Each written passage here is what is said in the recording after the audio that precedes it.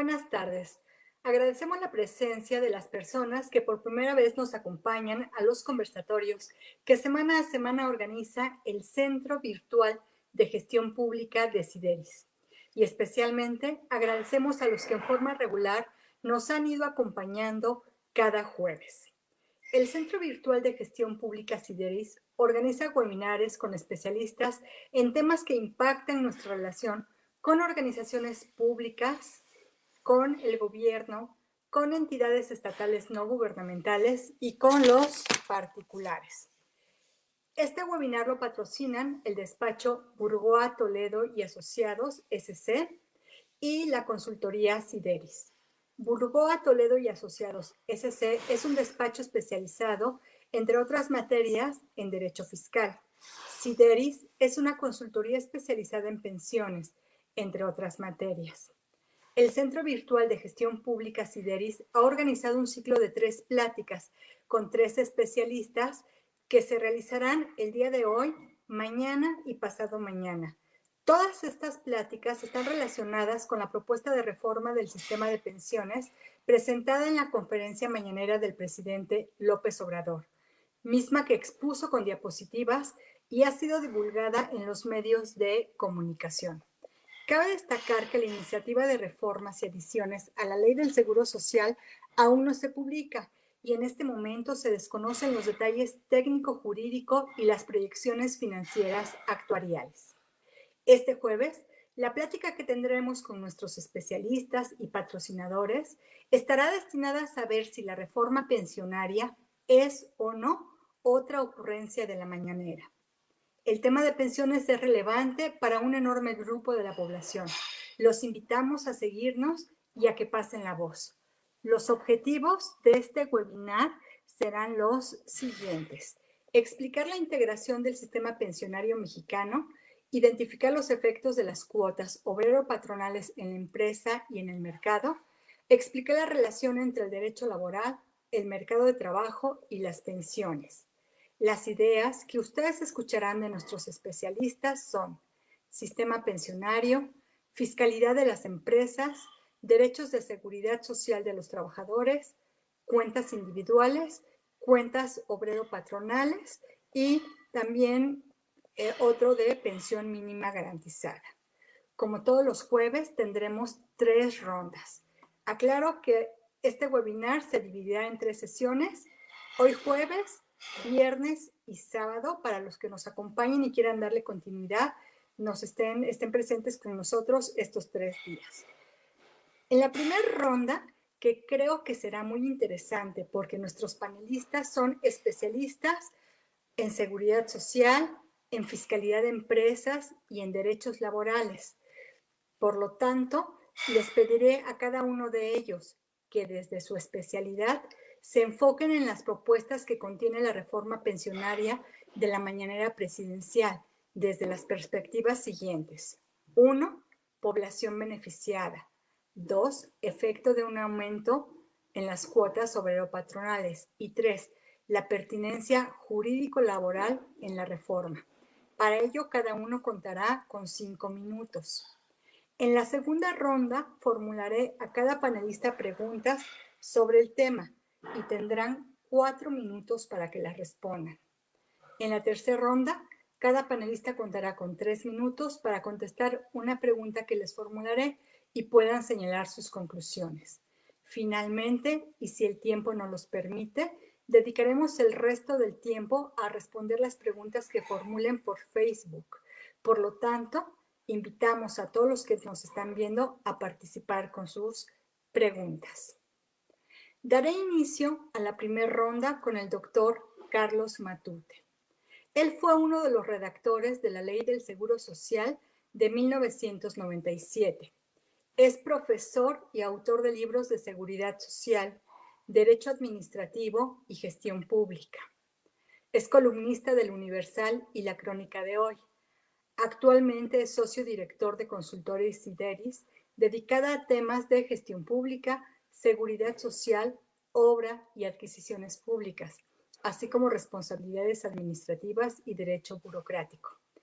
Si me lo permite, doctor, antes de cederle la palabra, me gustaría compartir una frase que ha publicado la CONSAR.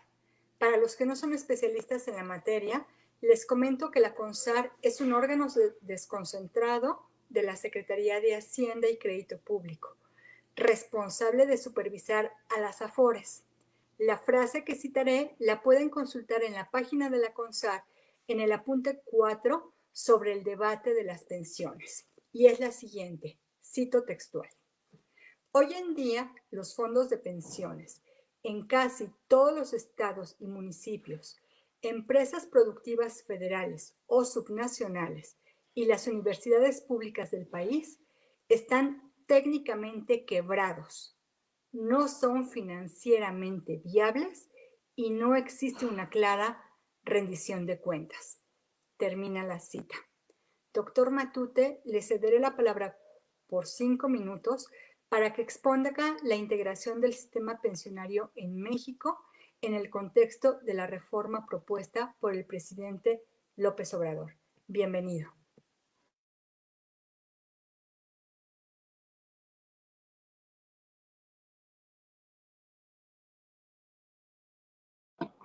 Gracias, Mari Carmen.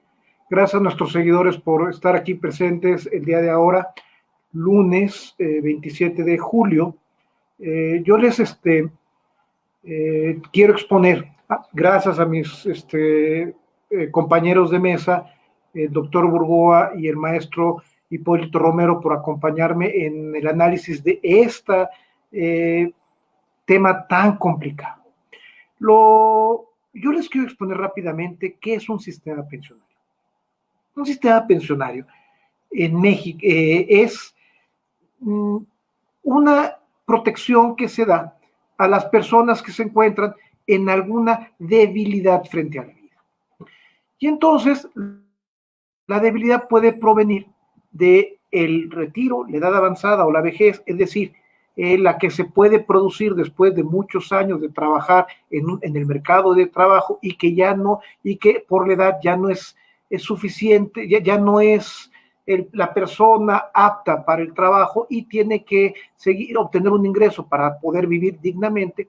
Pero también el sistema pensionario está relacionado con otras cuestiones como puede ser la invalidez, la incapacidad por riesgo de trabajo o la muerte de un trabajador, que da origen a las pensiones de viudez, orfandad.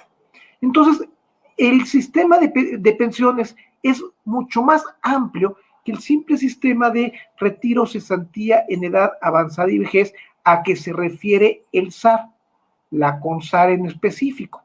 Entonces, el primer apunte que hay que hacer a la reforma que está presentando el presidente es que se refiere solamente a las pensiones vinculadas con el sistema de ahorro para el retiro, solamente a estas.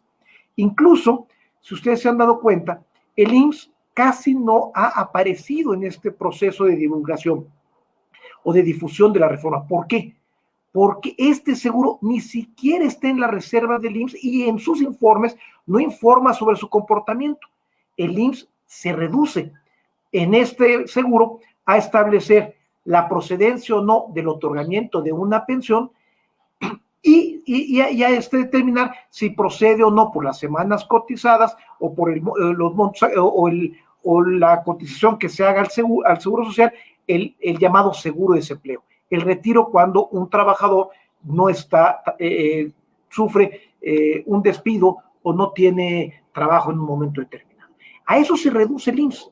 En realidad, esta es una parte de pensiones que solamente le incumbe a la Secretaría de Hacienda y Crédito Público y en específico a la CONSAR.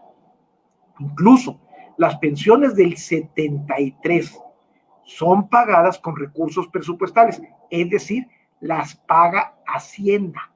Por lo tanto, no es extraño que el IMSS no intervenga en esta difusión de la reforma pensionaria. Ese es el primer acotamiento. El segundo acotamiento es la pensión no se refiere a los trabajadores del Estado, es decir, a los que cotizan al ISSSTE. Estos trabajadores también están fuera de esta propuesta de reforma. Entonces estamos hablando de una reforma solamente para retiro cesantía en edad avanzada y vejez de los trabajadores del apartado A. Segunda acotación. Tercera acotación. Esta reforma solamente se refiere a la llamada generación Afore, es decir, aquellas personas que empezaron a cotizar después del 1 de julio de 1997. Las que cotizaron antes se les llama generación de transición. ¿Por qué? Porque pueden optar al momento de cumplir con los requisitos jubilatorios por la ley del 73 o la ley del 97. Es decir, esta reforma no se refiere a la generación en transición, solamente a la generación Afore. Y luego hay que hacer una cuarta precisión. Además, el sistema pensionario mexicano no solamente se compone del ISSSTE y del IMSS, sino de, algunos estudios dicen 69 regímenes distintos.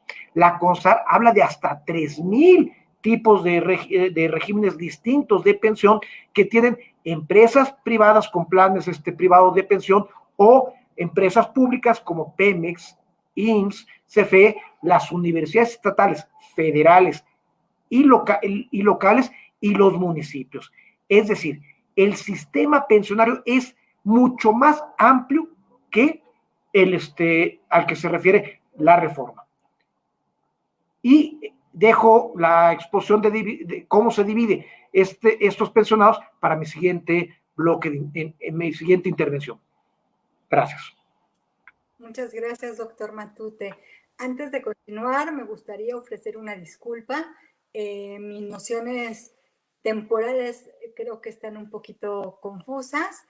Dije que hoy era jueves, hoy es lunes, y estos webinares, las 3 sesiones que tendremos con los especialistas que nos acompañan serán el día de hoy lunes, el martes y el miércoles. Haciendo esa aclaración, voy a ceder la palabra al doctor Carlos Burgoa Toledo. Él es doctor en Derecho por la Universidad Nacional Autónoma de México y en la Universidad de Camerino, Italia. Postdoctorado en la Facultad de Contabilidad y Administración de la UNAM. Miembro del órgano de gobierno de la PRODECON por designación presidencial. Miembro del Sistema Nacional de Investigadores de CONACYT.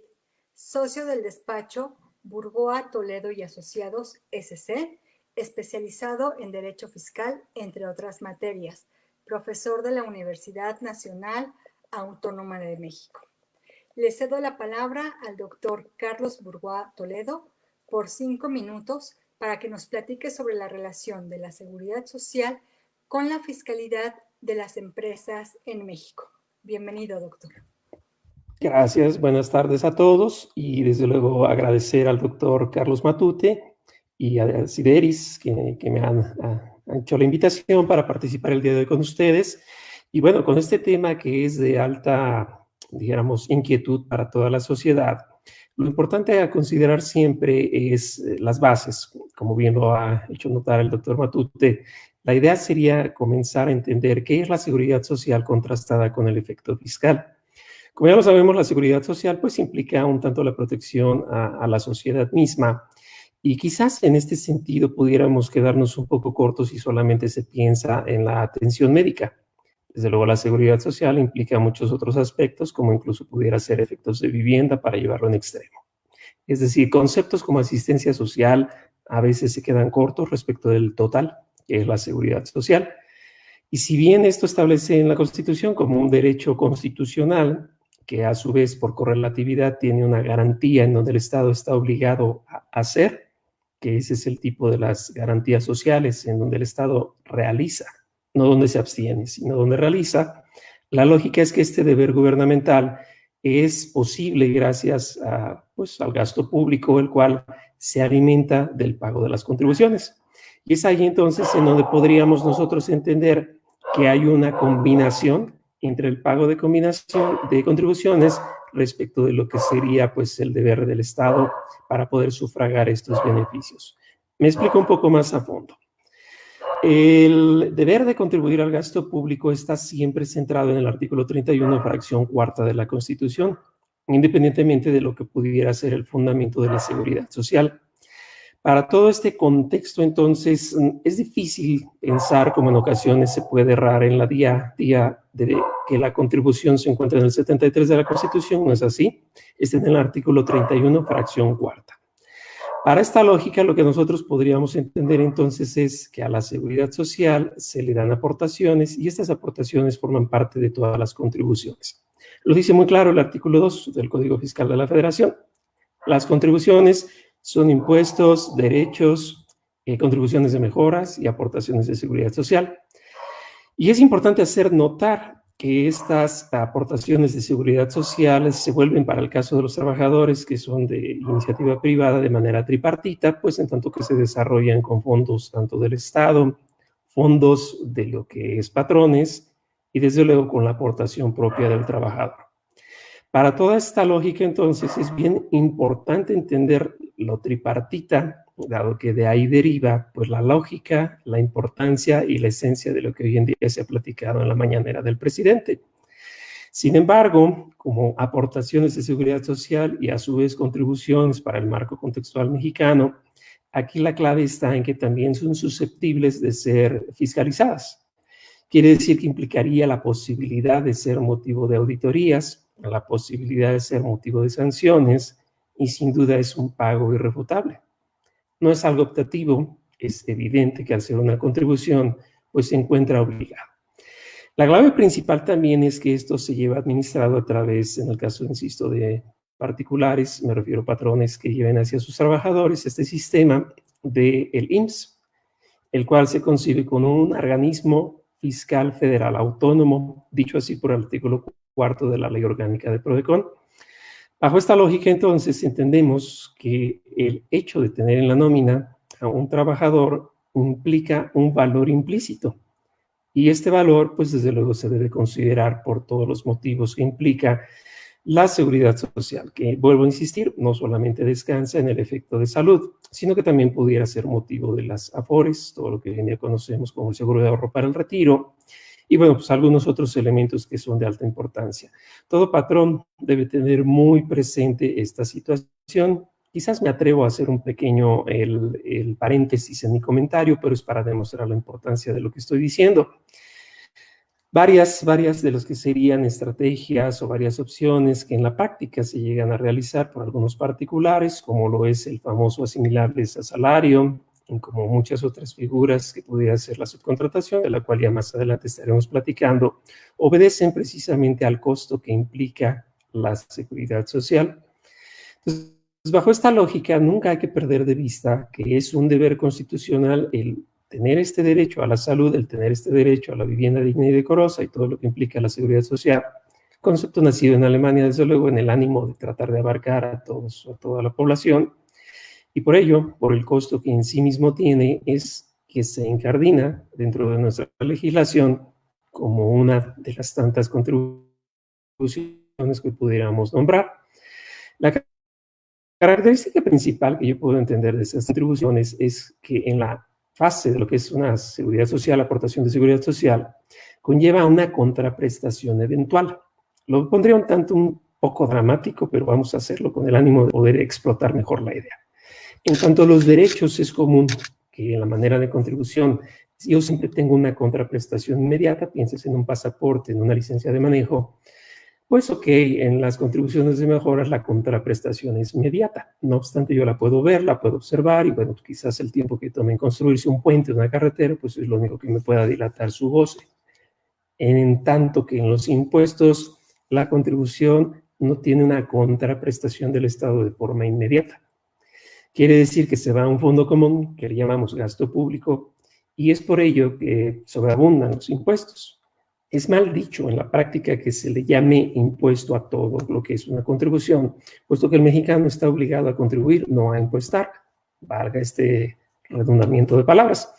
Sin embargo, la aportación de seguridad social se da en una contraprestación por eventualidades en la fase más conocida de lo que es la asistencia médica, que también es de forma directa o derivada. Directa por cuanto a lo que es el derecho habiente y derivada por lo que son sus beneficiarios. Llámese así o piénsese en el caso de las pensiones por viudez y en el caso de la asistencia médica, cayendo en ese punto, de todos los familiares y todos aquellos que pudieran ser motivo a este derecho. Hay un punto esencial, porque la seguridad social es tan noble que incluso puede llegar al grado en el que asiste y desde luego también beneficia no estrictamente a las esposas o esposos, puede ser también a aquellos que están en concubinato, y es ahí entonces en donde la ley empieza a mostrar esta flexibilidad. Sin duda, para cuando escuchamos en las noticias y en la mañana que se va a hacer un cambio en las pensiones, pues inmediatamente levanta el ánimo de todos a favor, y la respuesta es sí. Con esta noticia que se da en las mañanas, ya sabemos qué es lo que se quiere. Sin embargo, como bien lo hemos anotado en estos primeros minutos, la clave es en el cómo se va a llevar a cabo. Y es que ese cómo implica todo el coste e implica todos los detalles que pudieran ser o no favorables a todo lo que está alrededor. Vuelvo a insistir, la idea central y todo lo que implicaría la ayuda, en este caso por pensiones, desde luego nadie se va a negar a poderlo dar. Sabemos que muchas de las veces ha sido un rubro que se platica y se regresa, pero es algo que sin duda todos levantaremos la mano para decir que estamos de acuerdo. Entendido ya como una contribución es en donde empiezan los puntos finos, es en donde empieza todo lo delicado, y yo creo que este es el punto para todos los que nos están viendo, en el cual debieran centrar mucho la atención. La idea de estos primeros comentarios que yo realizo, pues es obviamente establecer el contorno, la manera en cómo funciona. Todos sabemos entonces ya cómo existe, cómo debe darse. Para todos esquemas agresivos en la planeación también es algo que atenta contra esos derechos constitucionales, y es ahí entonces donde nosotros pues tenemos que regresar al buen punto.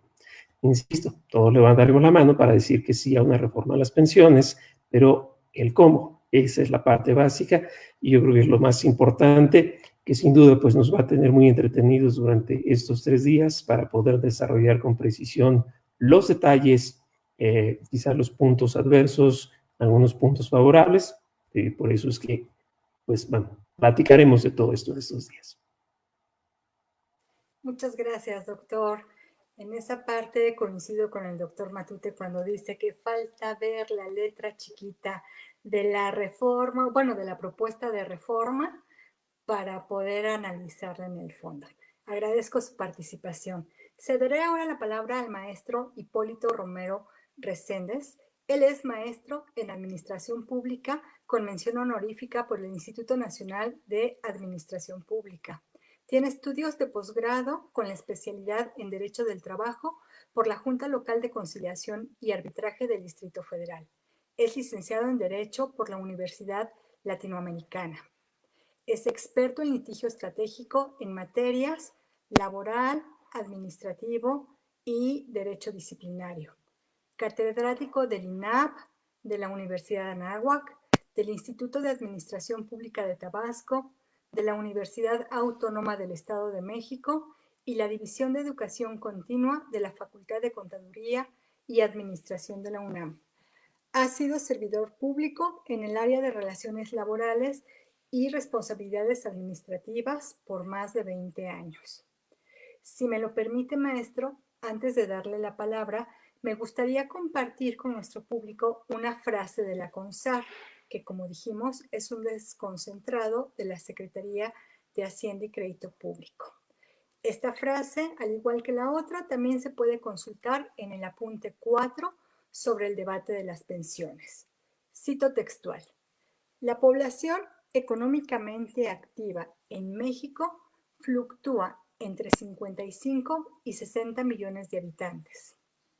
El 60%, por lo menos 33 millones, se ganan la vida en la informalidad.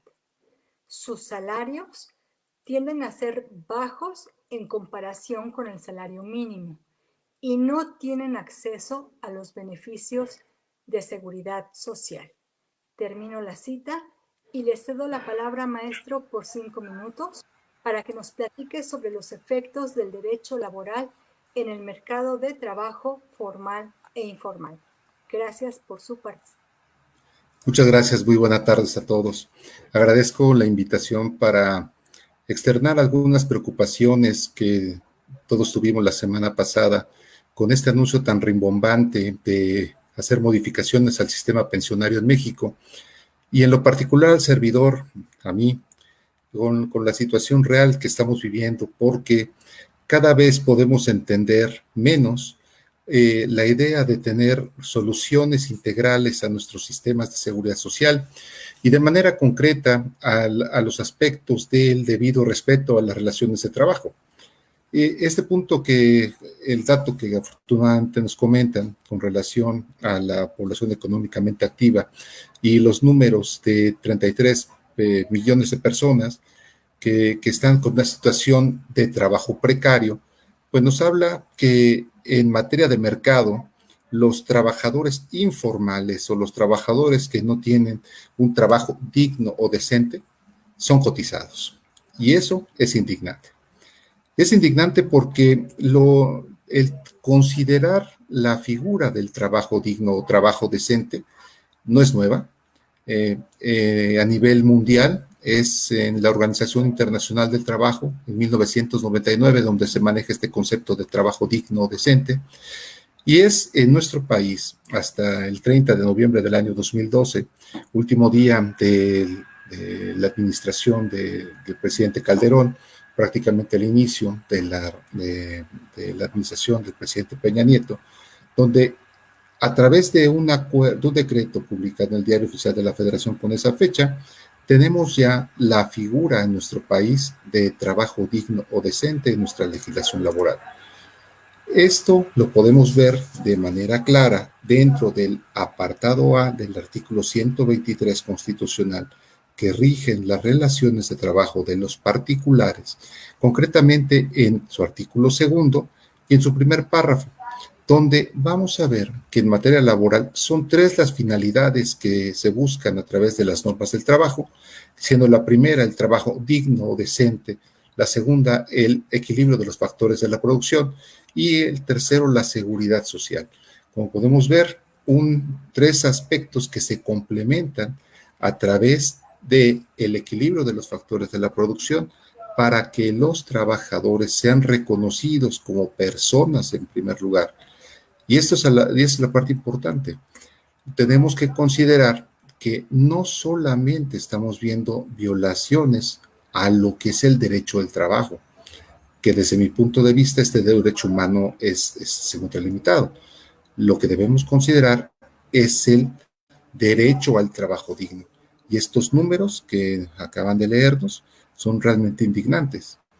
¿Y de dónde salen estos aspectos de trabajo digno o cuáles son los elementos que debemos considerar en estos casos? El propio artículo 2, que no lo tenemos desafortunadamente en todas las demás normas de trabajo que voy a abundar en un momento, refieren que el trabajo digno tiene entre 7 y 8 elementos. El primero será el respeto pleno a la dignidad humana del trabajador. El segundo corresponde a la igualdad sustantiva o la igualdad de hecho entre trabajadoras y trabajadores y en consecuencia el principio de no discriminación en razón de orden étnico, género, edad, eso es importante, discapacidad, condición social, migratoria o de salud, así como religión, opiniones, preferencias sexuales o estado civil. Pasamos después a la siguiente que es relevante, que es el acceso a la seguridad social como elemento indispensable o sine qua non para considerar trabajo digno. El siguiente será el respeto irrestricto a los derechos colectivos de los trabajadores. El siguiente será el salario remunerador, la capacitación continua y la seguridad e higiene. Esto es lo que debe entenderse como trabajo digno decente. Y eso es precisamente lo que el mercado, al parecer, castiga significativamente en nuestro país. Es decir, tenemos condiciones significativas de precarización de las relaciones de trabajo, no solamente en la parte de los trabajadores en general, sino también en la parte de los trabajadores al servicio del Estado, que será otra parte que no está debidamente considerada dentro de las normas burocráticas correspondientes. En este caso, el derecho a contar con seguridad social, que es de donde se plantea que deriven los sistemas pensionarios, se vinculan necesariamente el área laboral con el área con el área de la seguridad social, y la ley del Seguro Social, en su artículo 2, nos refiere que entonces las finalidades de la seguridad social corresponderán en primer lugar a la garantía del derecho a la salud, la asistencia médica, la protección de los medios de subsistencia, que son importantes por los aspectos que no solamente se refieren a la vejez y cesantía de edad avanzada, como ya lo mencionaron los doctores que antecedieron, los servicios necesarios para el bienestar individual y colectivo, y finalmente, en términos de la última reforma, el otorgamiento de una pensión igualmente garantizada por el Estado.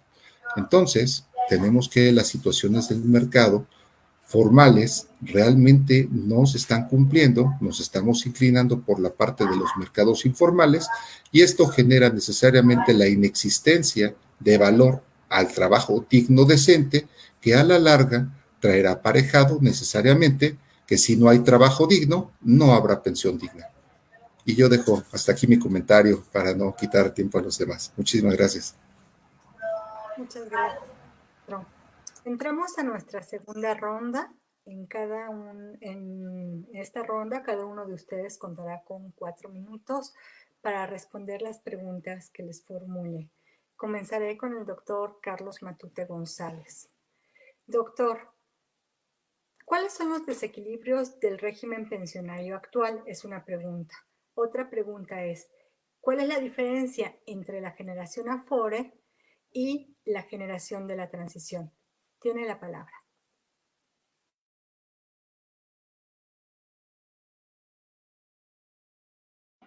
Muchas gracias. Voy a dividir la respuesta en 2. Primera parte. Los desequilibrios del régimen pensionario vienen de antaño, no son nuevos.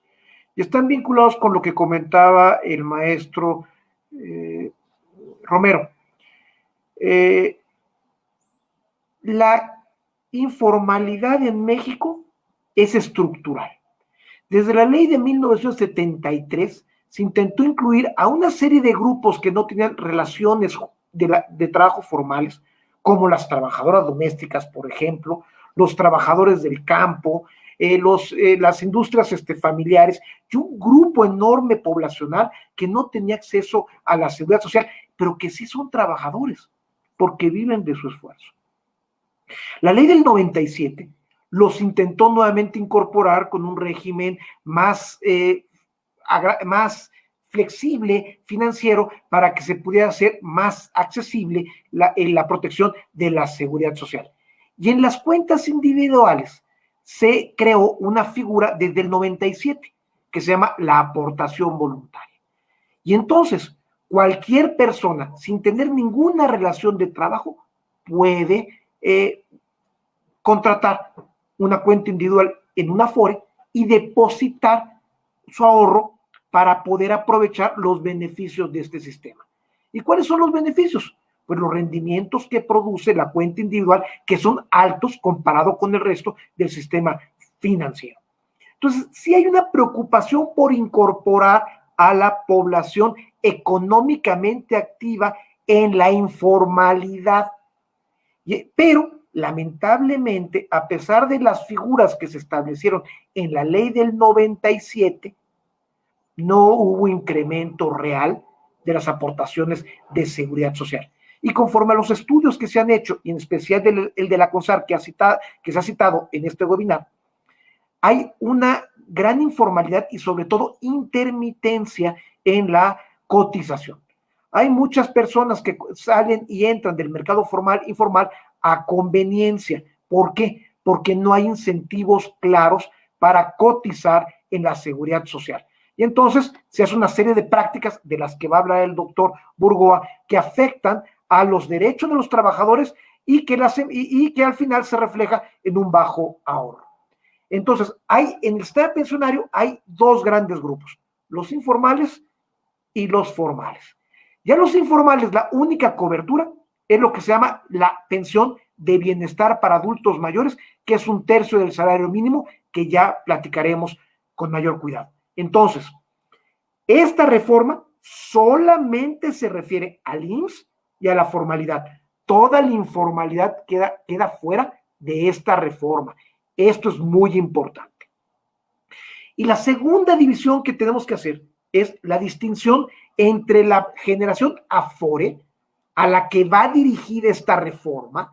¿Por qué? Porque está vinculada con las aportaciones a las cuentas individuales y a los requisitos que se impusieron o que se tienen actualmente para obtener una pensión mínima garantizada, que son actualmente de 1,250 semanas y que se propone se reduzca a 750. Es decir, los únicos beneficiarios de esta reforma es la llamada generación Afore.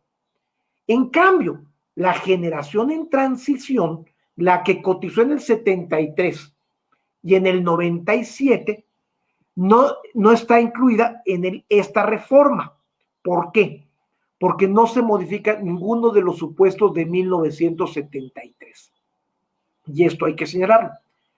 Y además hay que señalar que las personas que se benefician en forma inmediata de esta reforma son un pequeñísimo número de los supuestamente 20 millones primeros que están cotizando al Seguro Social. Hay que quitarle la generación de transición, pongámosle unos 8 y quedan unos 12 de la generación Afore.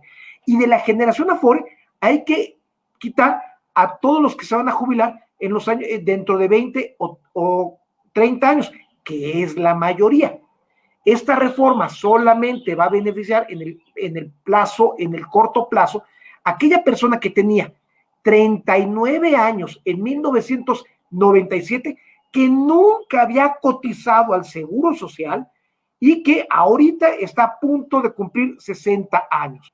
Es decir, que es generación Afore, siendo un hombre de 60 años. Y esto suponiendo que hubiera cotizado 24 años. A este grupo es al único que le va a beneficiar directamente la reforma, que como ustedes podrán contar, pues serán unos 1,000,000 en los próximos 4 o 5 años. Es decir, la reforma de los 60 millones de trabajadores del producto de la población económica activa solamente va dirigida a 1,000,000 de trabajadores en forma inmediata. Por eso no podemos decir que es una gran reforma. En síntesis, no hay ningún beneficio adicional para la economía, al trabajador de la economía informal. No hay una propuesta integral para ellos. Hay propuestas parciales, como la de las trabajadoras de la Seguridad Social. Se les olvidó el trabajador de industria familiar. Se les olvidó el trabajador del campo, que esos son cerca de 10 millones de personas, y con la reforma las domésticas solamente atendieron 2 millones. Y se les olvida a la verdadera generación Afore, a la que se va a jubilar dentro de 20 o 30 años, que es la mayoría, y solamente está atendiendo a un pequeño grupo poblacional. No es una gran reforma. Dejo mis comentarios para el siguiente bloque. Muchas gracias, doctor. Sin duda, entonces será la reforma del olvido. Antes de darle la palabra al doctor Burgoa Toledo, nada más quisiera hacer un comentario al margen. Creo que de llevarse a cabo esta reforma, los despachos dedicados a fiscal, a seguridad social, a laboral, pues tendrán buena parte de chamba de darse de esta reforma. Doctor Burgoa Toledo, ¿cuál es el efecto actual de las cuotas obrero-patronales en la actividad empresarial? Le cedo la palabra por 4 minutos. Gracias. Bueno, pues sí, en el caso de la seguridad social ya lo vimos que es una contribución y por lo tanto se consideran aportaciones como tal de seguridad social. El esquema actual funciona a diferencia, ojo, yo diría que el año que marcó la diferencia fue 2014 con la reforma que en aquel entonces se hubiese publicado. ¿Qué es esto? Bueno, con anterioridad el patrón podía hacer la deducción de las cuotas pagadas por su parte, a la par que de las cuotas que pagaba el trabajador, lo cual parece no tener sentido. ¿Por qué? Porque se entiende que una deducción para efectos del impuesto sobre la renta, pues es exclusivamente por las erogaciones que realizan los contribuyentes. Bajo ese esquema anterior, pues evidentemente el patrón estaba recibiendo un beneficio por dinero que él no había pagado. Con 2014 y esta reforma se ajustan los números.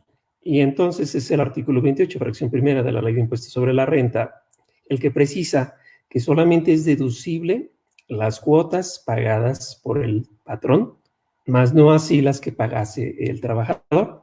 De entrada tiene una lógica económica y pudiéramos decir que hasta ahí se termina el tema. Sin embargo, en la práctica, en ocasiones, se pudiese dar el caso en el que los patrones, ¿por qué no?, buscando un ánimo de deducciones, o quizás por el compromiso, o entre muchas otras variables, se encargaban de pagar el importe de las cuotas de los trabajadores. Y es allí entonces donde empezó un tema de interpretación, que incluso fuese llevado a la Corte, y de inicio la Corte determina, cuando hace la resolución del artículo 28, fracción 30, que aún así no fueran deducibles. ¿Por qué? Porque el texto de la ley señala que sean de forma original a cargo del trabajador o de terceros. Entonces, bajo esa lógica, el patrón ve un impedimento en el avance económico respecto de cómo estuviera acostumbrado con anterioridad. Como ya lo veníamos platicando, eso conlleva a muchos otros esquemas que sin duda se consideran agresivos. Algunos de ellos, yo los podría comentar, son estos. El hecho de que a los trabajadores, en lugar de pagarles con un salario e inscripción en el Seguro Social, los llevan como asimilables a salarios. La posibilidad existe en ley porque implica que alguien que no fuese un empleado, no obstante pudiese ser tratado como asimilable a salario, sin duda se evita el IVA y no obstante pues cae en el rubro de las retenciones. Ok. Segundo esquema agresivo, pudiera ser a través del llamado outsourcing, del cual platicaremos con más detalle, pero bueno, el único punto que yo quiero arribar con esto es, yo soy un patrón y a mi nómina la pongo en manos de alguien que me va a dar el servicio del mal llamado outsourcing, realmente subcontratación laboral. Y esa persona a su vez divide el salario. Lo pondré en un ejemplo muy básico. Pensemos que soy una agencia de automóviles y mis vendedores de piso tienen un salario base por estar todo el día en la oficina, en el muestreo de los automóviles y aparte sus comisiones. Cuando estos esquemas agresivos hacen presentes el salario base, lo paga una sociedad anónima que los inscribe como tal, como trabajadores. Pero las comisiones suelen hacerlos a través de sindicatos. En el ejemplo que pongo, la comisión, el sindicato es el que la toma. ¿Por qué? Porque conforme al artículo 27, fracción segunda de la Ley del Seguro Social, se tiene que los pagos a los trabajadores por cuestiones sindicales no integran el salario base de cotización. Dicho en otras palabras, no son motivo de las cuotas obrero-patronales. Y es ahí entonces en donde se empieza a desvirtuar. Como lo decía en mi participación anterior, el hecho del pago de aportaciones de seguridad social que incrementa el valor de la nómina conlleva precisamente a este ánimo, a que se busquen caminos en los cuales se desdeñan los derechos constitucionales, se despoja al trabajador de todos sus beneficios, y es ahí entonces en donde empieza a funcionar este tipo de esquemas. Vuelvo a insistir, esquemas agresivos, no aceptados en la práctica, y que se agravan aún más cuando se nota el intercambio de información entre lo que es el IMSS y el SAT. Me ha tocado ver en la práctica que algún contribuyente patrón recibe información por parte del SAT en manera de invitación diciéndole, oye, tengo entendido que tú estás con tantos trabajadores porque así me lo hizo notar el IMSS. Entonces es ahí entonces donde podríamos empezar a considerarlo. Recordemos, la nómina para que sea deducible debió ser primeramente justificada en que su pago también cumplió la seguridad social. Lo dice así el artículo 27, fracción quinta de la Ley del Impuesto sobre la Renta. Entonces, dado que está relacionada una con otra, es ahí en donde se empiezan a buscar los caminos alternos y bueno, sin duda la cosa se empieza a poner un poco más delicada. La idea aquí la quisiera dejar centrada así entonces. Gracias. Muchas gracias, doctor. Le daré la palabra ahora al maestro Hipólito Romero y le preguntaré, ¿qué es un mercado informal de trabajo y cuál es su relación con el outsourcing? Le cedo la palabra por 4 minutos, maestro. Muchísimas gracias. Y definitivamente es una pregunta muy oportuna y ya fue tocada principalmente por mis compañeros. Ahora, ¿qué es un mercado informal de trabajo? La respuesta es muy sencilla. No nada más es aquel trabajo que no es digno, decente, como ya vimos en el apartado, en la Ley Federal del Trabajo, en su artículo 2, cuando nos define trabajo digno, decente. porque desafortunadamente la ley burocrática que rige a los trabajadores al servicio del Estado, que es la Ley Federal de los Trabajadores al Servicio del Estado, reglamentaria del apartado B del artículo 123 constitucional, todo eso es el nombre completo de la ley burocrática. No contiene en ninguna de sus partes la figura del trabajo digno, decente. La última reforma del año pasado fue tratar de homologar la situación colectiva de los trabajadores al servicio del Estado. Pero aquí lo importante que quiero ir sobre la parte de la formalización. Debemos considerar, como bien lo tocaba el doctor Matute, con relación a que el artículo 123 que regula las relaciones laborales en nuestro país tiene dos grandes apartados. El A, que regula a todos los trabajadores en general, mientras que el B, a la parte burocrática. Sin embargo, la fracción 13 del apartado B tiene un régimen especial con relación a lo que serían todos aquellos trabajadores que están dentro de los agentes, así lo marca la ley, del Ministerio Público, las corporaciones policiales y de servicios periciales, con un régimen diferente que no entra ni en el apartado A ni en el apartado B, situación similar que ocurre con el personal del servicio exterior, los miembros del Ejército, la Fuerza Aérea y la Armada, que tienen regímenes separados.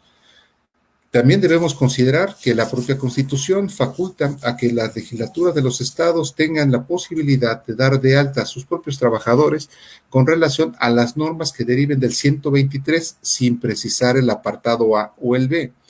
Entonces, tenemos un gran problema porque los trabajadores del apartado A también deberán considerar si sus relaciones son de carácter local, que sería la norma general, o con la especialidad de que sean de carácter federal, porque ahí tenemos tres distinciones en términos del artículo 31 constitucional, del 123, apartado A, fracción 31.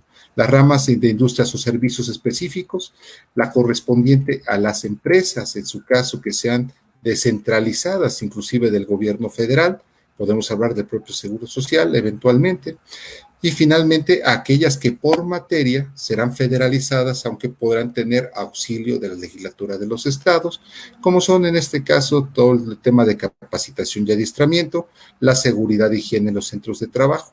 Esto es formalidad.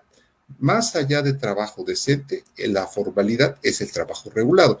La informalidad sería el trabajo no regulado. Y ahí es donde desafortunadamente tenemos un problema sumamente delicado, porque dentro del ramo de la informalidad nos encontramos precisamente con situaciones precarias de trabajo, donde tenemos salarios de subsistencia y con relación de manera concreta al outsourcing, no debemos dejar de considerar que también el 30 de noviembre de 2012, esta figura del outsourcing es recogida ya en nuestra legislación de la Ley Federal del Trabajo, concretamente el artículo 15A, donde se establece en principio que el outsourcing será una relación entre dos patrones, es decir, una relación entre un patrón A con otro patrón B, con la finalidad de que se den de alguna manera una subcontratación laboral, que es la forma en que se maneja en nuestra legislación la figura del outsourcing, con características muy especiales, que en principio el outsourcing no debe abarcar la totalidad de las actividades, ya sean iguales o similares dentro de la empresa en la cual se está celebrando, deberá justificarse la especialización y en su caso no debe comprender tareas iguales o similares a las que se realizan el resto de los trabajadores. Esto es la formalización del outsourcing. No por ello está bien, pero como podemos ver, la formalización difiere mucho de lo que sería el trabajo digno decente, y ya cuando estamos hablando de mercados informales, tenemos que un gran número de este país tenemos una situación de informalidad en el mercado. No sé si con esto quedó suficiente y lo dejo para que podamos continuar. Muchas gracias. Muchas gracias, maestro. Damos inicio ahorita a nuestra tercera fase de este webinar, pero antes de hacerles la pregunta y cederles la palabra a cada uno de ustedes, si me lo permiten, citaré nuevamente una frase de la CONSAR contenida en el cuarto punto sobre el debate de las pensiones. Abro la cita textual y dice: algunas propuestas de reforma proponen reducir el requisito mínimo del número de semanas de cotización. Esta propuesta tiene dos inconvenientes importantes. Se acentúan los incentivos para mantenerse en la informalidad, aumentando la exclusión de los mexicanos a los beneficios de la seguridad social. Y dos, los trabajadores que hoy se desempeñan en la informalidad obtienen ingresos bajos y su ahorro en el SAR es bajo, lo que aumentaría el número de trabajadores con derecho a la pensión mínima garantizada y por lo tanto generaría fuertes presiones sobre el gasto de pensiones en las finanzas públicas. Cierro la cita y les pregunto, ¿en qué consiste la propuesta de reducción de semanas de cotización en la reforma y a quiénes beneficia si la CONSAR está diciéndonos exactamente lo contrario? Le cedo la palabra al doctor Carlos Matute. Tiene 3 minutos para ello. Gracias. Bueno, gracias por la pregunta.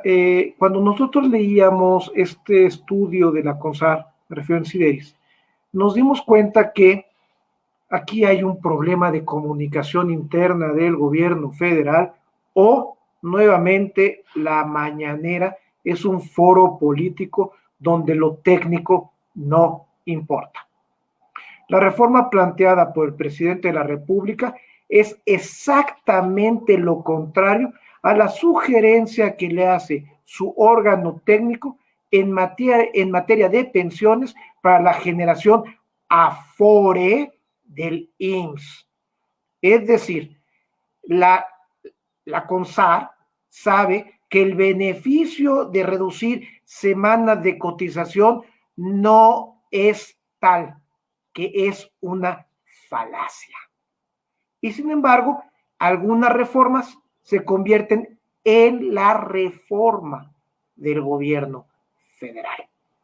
Aquí habría que ver si nuevamente este juego de políticos técnicos va a ganar el político, porque escuchar que aumentan los derechos es dulce para los oídos, es agradable para los oídos y por lo tanto aumenta la popularidad del presidente, aunque no solucione el problema pensionario. Claro, tampoco afecta sus finanzas públicas porque el gasto lo traslada a 20, 30 años. Que los que vengan se encarguen de pagar esta generosidad en el otorgamiento de derechos. Sobre esto platicaremos con mayor profundidad, por lo menos de mi parte, en día de mañana, en el próximo webinar de este ciclo. Cedo la palabra a mis compañeros. Muchas gracias. Le cederé la palabra ahora al maestro Hipólito Romero. Pero si me lo permite, daré una cita nuevamente de la CONSAR, que dice, no es cierto, le voy a ceder la palabra al doctor Carlos Burgoa, perdón. La frase de la CONSAR que citaré dice, un incremento significativo de las contribuciones tripartitas a 15% del salario no alteraría la baja cobertura pensionaria del SAR si se mantiene el requisito de 1,250 semanas de cotización.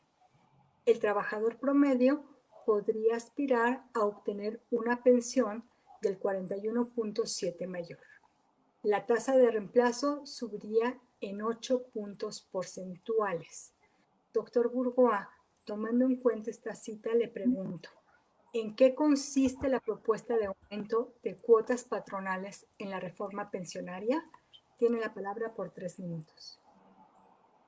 Gracias. Bueno, como lo hemos venido comentando, las aportaciones de seguridad social es uno de los rubros de contribuciones y recordemos que para esto pues es tripartita porque tanto el trabajador como el Estado y el patrón participan.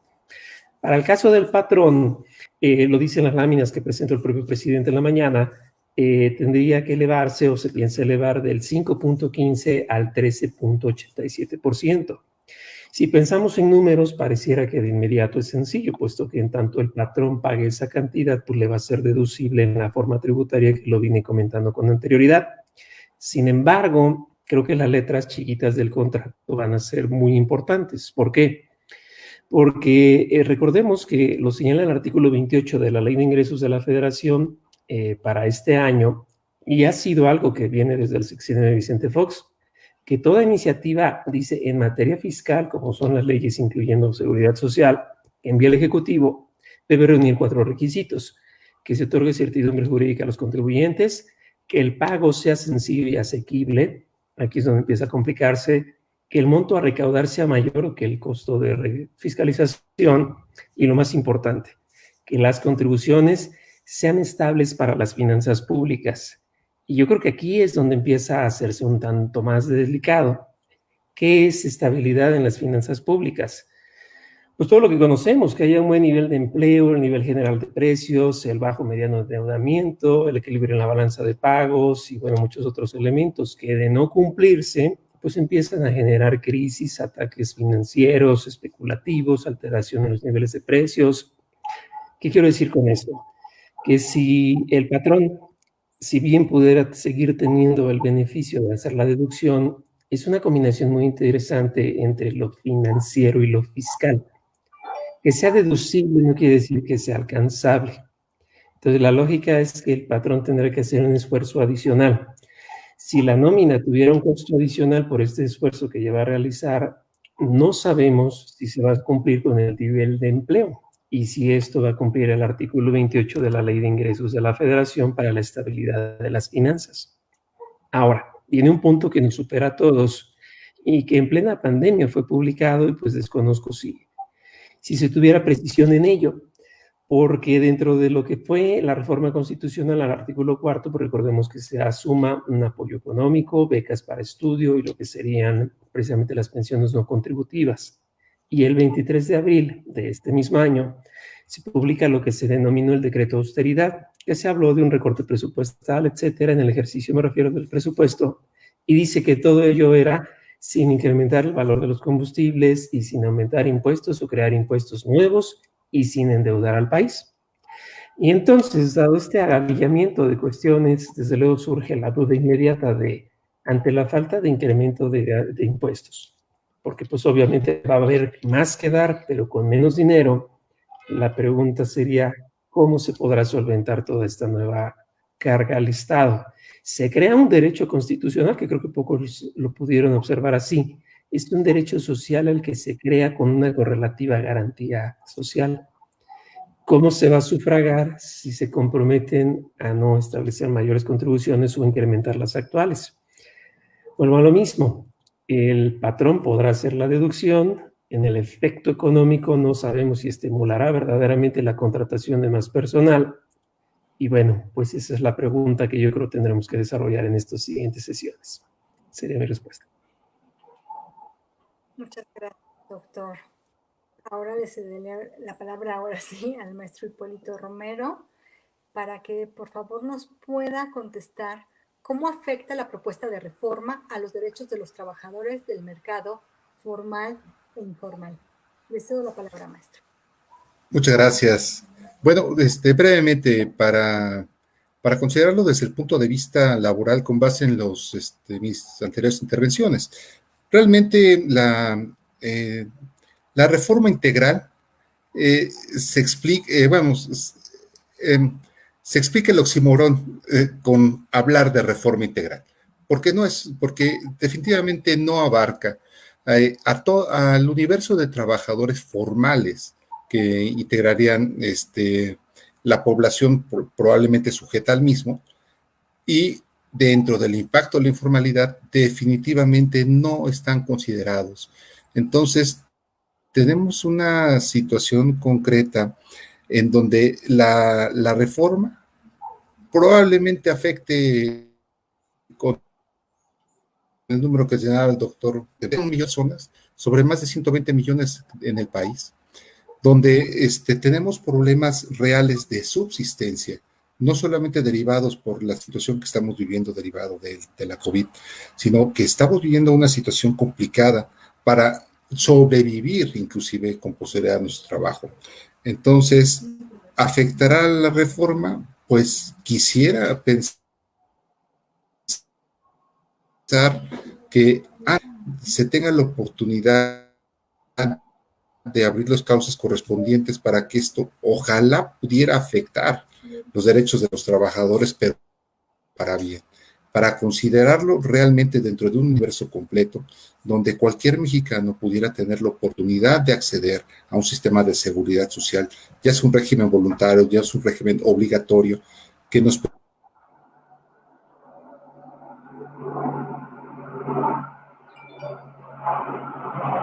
permitiera de alguna manera ese acceso a un trabajo digno y en... Muchas gracias. Muchas gracias, doctor. Pues el tiempo, maestro, perdón, el tiempo se nos ha acabado. Tenemos una pregunta formulada por Cecilia Mesa Lima, es para el doctor Burgoa, pero lo vamos a comprometer a que nos haga favor de darle respuesta vía electrónica. Nada más la realizo. Dice, en el marco de la reforma propuesta, ¿cuál podría ser un incentivo para los patrones para que otorguen a sus trabajadores seguridad social y así disminuyan las prácticas fiscales agresivas? Y hay otra pregunta de Abraham Maldonado que dice, ¿qué relación y qué implicaciones tiene esta reforma con la recién entrada en vigor del TECMEC?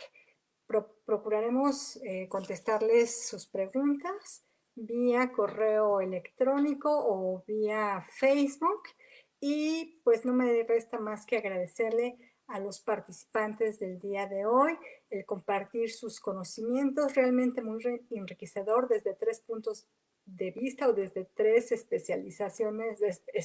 especialidades diferentes, que son la seguridad social, la fiscal y la laboral. En nombre del despacho Burgoa Toledo y Asociados SC y del Centro Virtual de Estudios de Gestión Pública, patrocinado por Sideris, les agradecemos su participación a este webinar. Agradecemos a los expertos, al maestro Hipólito Romero Reséndez, al doctor Carlos Burgoa Toledo y al doctor Carlos Matute González, que hayan compartido con nosotros sus reflexiones sobre la reforma pensionaria y la pregunta que nos propusimos es o no una ocurrencia de la mañanera. Estoy seguro que esto nos ayudará a comprender un poco más cómo pueden afectar las expectativas de la vida digna de la llamada generación Afores y afectar a las finanzas públicas. Creo que son 2 temas a considerar muy importantes. Por un lado está el beneficio de los trabajadores y por otro lado están las finanzas públicas. Bueno, nada más me resta decirles que es un compromiso de Sideris la difusión de la cultura jurídica y administrativa de la gestión pública. Agradezco la participación de todos ustedes y de todos los que nos acompañan. Espero que mañana nos puedan seguir acompañando para continuar con este tema. La cita es por el mismo canal a las 17 horas y por favor, si comparten con un like, les agradecemos mucho. Muchas gracias a todos y buenas tardes.